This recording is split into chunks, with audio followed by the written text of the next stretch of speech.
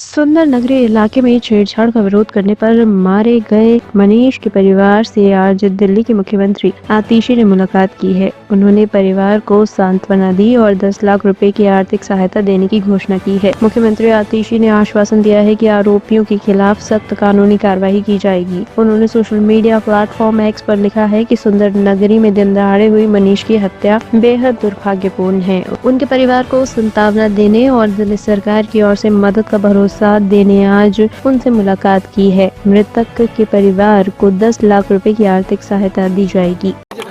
आज यहाँ पर मनीष के परिवार के साथ हमारी मुलाकात हुई। एक यंग लड़का जिसकी जान इसलिए गई क्योंकि दिल्ली में लॉ एंड ऑर्डर का पूरा ब्रेकडाउन है। ये बहुत दुख की बात है कि देश की राजधानी में रोज ऐसी घटनाएं हो रही हैं। कभी राजौरी गार्डन में हम सुनते हैं कि बर्गर किंग के अंदर गोलियां चल गई।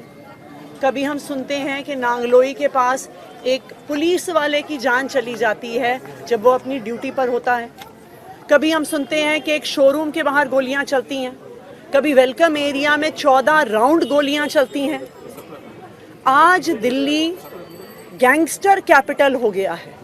आज दिल्ली में क्राइम करने वालों को, जान लेने वालों को, एक्सटॉर्शन करने वालों को, गुंडागर्दी करने वालों को कोई भी डर नहीं बचा है।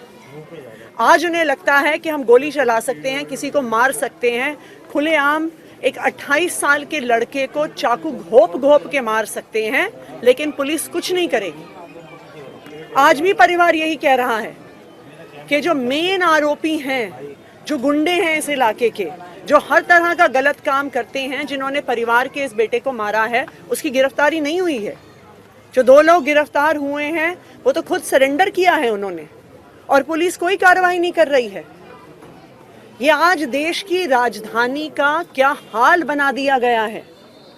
हम तो सुनते थे, फिल्मों में देखते थे कि एक समय में बॉम्बे में अंडरवर्ल्ड का राज था, गैंगस्टर्स का राज था, लेकिन आज दिल्ली का भी यही हाल हो गया है।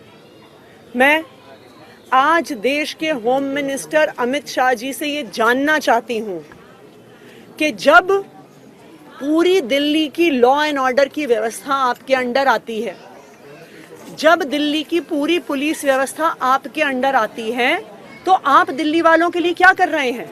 रोज एक्सटॉर्शन, रोज मर्डर, रोज गोलियां चलना। लेकिन देश के गृह मंत्री को चुनाव प्रचार के अलावा कोई काम नहीं है। गृह मंत्री हमारे अमित शाह जी कभी हरियाणा में प्रचार कर रहे हैं, कभी झारखंड में प्रचार कर रहे हैं, कभी महाराष्ट्र में प्रचार कर रहे हैं, और यहाँ खुलेआम सुंदर नगरी में एक 28 साल के लड़के को छुरा घोंप के मार दिया जाता है। दिल्ली में खुलेआम गोलियों के गोलाबारी होती है, 14 राउंड गोलियां चलती हैं। भारतीय जनता पार्टी के पास पूरी दिल्ली में सिर्फ एक काम है, दिल्ली की लॉ एंड ऑर्डर को मेंटेन करना, दिल्ली की पुलिस व्यवस्था को सुचारू रखना, कि दिल्ली के लोग सुरक्षित रहें। तो आज मैं अमित शाह जी से पूछना चाहती हूं कि आप दिल्ली वालों को कैसे सुरक्षित रखेंगे। आज मैं अमित शाह जी से कहना चाहती हूं कि अपने राजनीतिक काम छोड़िए, भारतीय जनता पार्टी का चुनाव प्रचार प्रसार छोड़िए, और जो दिल्ली में लॉ एंड ऑर्डर मेंटेन करना और सुरक्षा व्यवस्था मेंटेन करना आपका काम है, दिल्ली में एक काम है आपके पास, उस काम को सुचारू रूप से करिए। मैम, मनीष की जान महिला की सुरक्षा करते हुए गई है, तो क्या उनको आर्थिक मदद या लीगल एड दिया जाएगा? बिल्कुल, हमने परिवार को वादा किया है कि 10 लाख रुपए का कॉम्पनसेशन दिल्ली सरकार के द्वारा दिया जाएगा। उनके परिवार को, उसके अलावा उनके छोटे छोटे बच्चे हैं, चाहे उनकी स्कूल की एडमिशन हो, उससे जुड़ी हुई उनकी कोई भी समस्याएं हो, तो दिल्ली सरकार उनके साथ खड़ी है। टॉप स्टोरी ब्यूरो के लिए दिल्ली से रवि डालमिया की रिपोर्ट।